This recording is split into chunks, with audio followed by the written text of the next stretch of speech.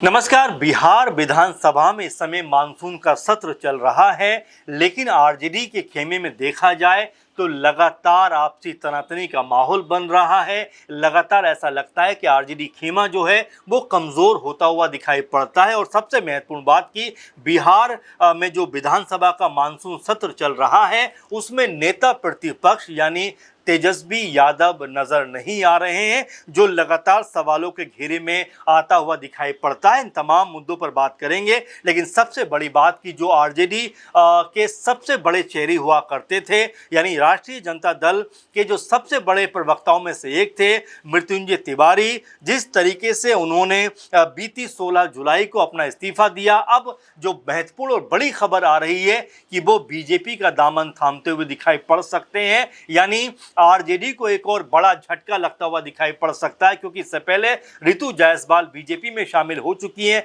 खेसारी का भी रुख जो है बीजेपी से आरजेडी से अलग दिखाई पड़ता है, जो आरजेडी के टिकट पर चुनाव लड़े थे, लेकिन अब वो यहां अगर देखा जाए तो जन स्वराज का समर्थन करते हुए नजर आते हैं। अब इसी बीच में मृत्युंजय तिवारी, जिन्होंने हाल ही में आरजेडी को छोड़ा, अब बीजेपी का दामन उन्होंने थाम लिया, एक तरीके से बीजेपी में शामिल हो गए हैं। और लगभग मीडिया से बात करते हुए इस बात की पुष्टि भी हो गई है कि वो आज बीजेपी का दामन थामने वाले हैं। अब सबसे बड़ा प्रश्न ये बनता है कि बांकीपुर में 30 जुलाई को चुनाव है, उससे पहले आरजेडी खेमा जिस तरह तितर बितर दिखाई पड़ता है। तेजस्वी यादव विदेश घूमने गए, उनकी यात्रा को लेकर सवाल उठे। साथ में अगर हम देखें खेसारी लाल यादव, उनकी राह अलग होती हुई दिखाई पड़ी। और अब मृत्युंजय तिवारी, चलिए आरजेडी छोड़ दी एक बात है, लेकिन अब वो बीजेपी में शामिल होने जा रहे हैं। और बांकीपुर सीट पर अभी 3-4 दिन का समय है, वो आरजेडी के खिलाफ प्रचार प्रसार करते हुए दिखाई पड़ेंगे। लेकिन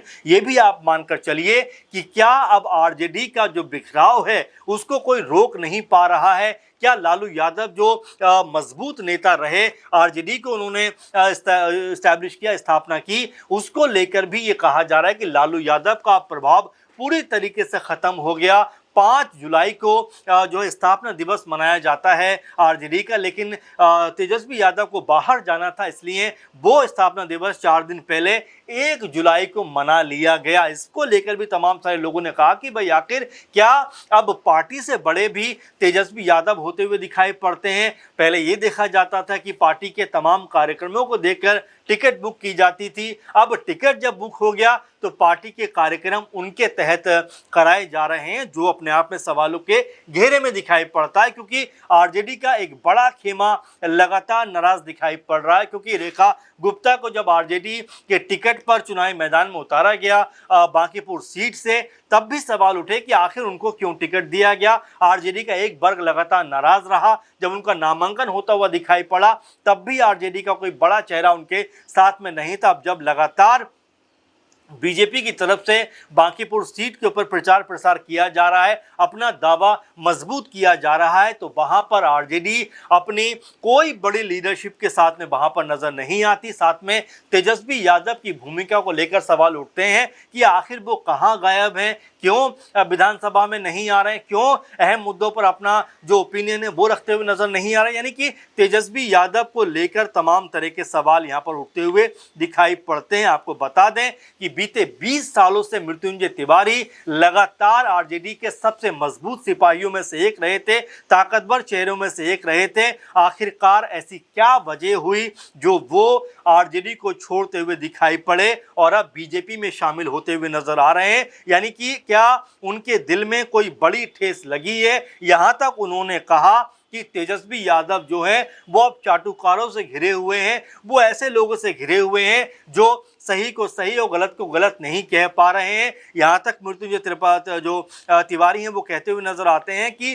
उनका मान सम्मान नहीं हो रहा, इसीलिए वो लगातार एक तरीके से अपमानित महसूस कर रहे थे पार्टी के अंदर। और बहुत सोच समझ के बाद उन्होंने अपना इस्तीफा पार्टी को सौंप दिया। यानी कोई भी कह सकते हैं कि जल्दबाजी में ये फैसला नहीं लिया गया, बल्कि कहीं ना कहीं तमाम चीज़ों को देखकर, तमाम चीज़ों को परखने के बाद मृत्युंजय तिवारी ने अपना इस्तीफा सौंपा। हालांकि उसके बाद में ये भी कहा गया कि जो आरजेडी के लोग थे वो ये कहते हुए नजर आए मृत्युंजय तिवारी से कि भाई अभी रुक जाइए, तेजस्वी यादव जो बाहर गए उनके आप लौटने का इंतजार कीजिए, उनसे बातचीत होगी, उसके बाद आप कोई फैसला कीजिए। लेकिन वो नहीं माने। इसके बाद जो है आरजेडी के जो एक बड़े नेता हैं अब्दुल बारी सिद्दीकी, उन्होंने भी मृत्युंजय तिवारी से बातचीत की और ये कहा कि भाई आप इतनी जल्दबाजी में फैसला मत कीजिए, सोच समझ लीजिए, और तमाम तरीके से उनको समझाने का प्रयास किया।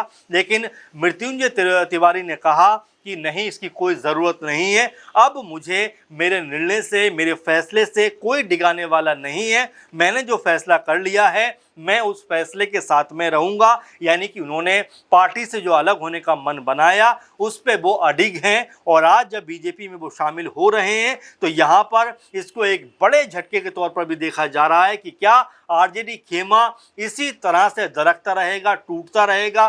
क्या आरजेडी की नींव अब लगातार कमज़ोर हो रही है? क्योंकि इससे पहले भी देखा गया कि तेजस्वी यादव के भाई यानी तेज प्रताप यादव भी जब उनको पार्टी से निकाला जाता है, परिवार से निकाला जाता है, उसके बाद में वो अपनी अलग पार्टी बनाते हुए दिखाई पड़े। रोहिणी आचार्य भी जो है नाराज दिखाई पड़ी, और इसके बाद तेज प्रताप यादव ने तो यहाँ तक कहा कि तेजस्वी यादव जो है वो ऐसे लोगों से घिरे हुए हैं जो लगातार उनके ऊपर अपना कब्जा कायम करना चाहते हैं, उनके ऊपर अपना दावा और दबदबा बनाना चाहते हैं। सही गलत का फैसला तेजस्वी यादव नहीं कर पा रहे हैं। जयचंदो की टोली कहा था तेज प्रताप यादव ने, और अब जिस तरह से लगातार कई बड़े चेहरे आरजेडी का दामन छोड़ते हुए दिखाई पड़ते हैं, सवालों के घेरे में आता है कि क्या तेजस्वी यादव अब पार्टी को नहीं संभाल पा रहे हैं। और आपको बता दें कि बिहार में जिस तरह से जो मानसून सत्र चल रहा है उसमें लगातार तेजस्वी यादव जिस तरह से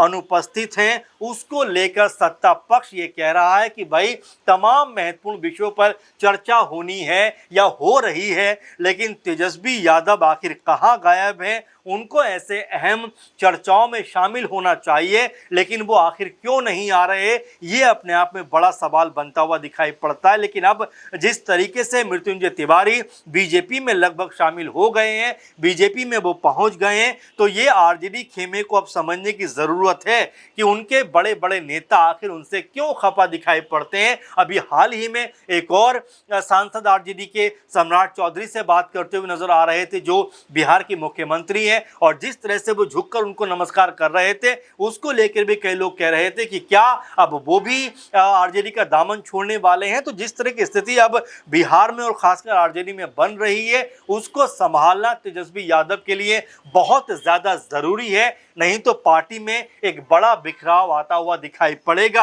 अब ऐसे में तेजस्वी यादव को लेकर वाकई में ये सोचना और बोलना ज़रूरी हो जाता है कि क्या आने वाले दिनों में इन तमाम मुद्दों के ऊपर वो अपनी राय कायम करेंगे, अपनी राय रखेंगे, या अभी भी खामोश रहेंगे, क्योंकि उनकी पार्टी के बड़े चेहरे न सिर्फ जा रहे हैं बल्कि वो जिस तरह से मानसून सत्र में नहीं आ रहे हैं वो भी अपने आप में सवालों के घेरे में। अब इसको लेकर आप क्या सोचते हैं, कमेंट जरूर करिए। फिलहाल के प्रोग्राम में बस इतना ही। आप लगातार जुड़े रहें। नमस्कार।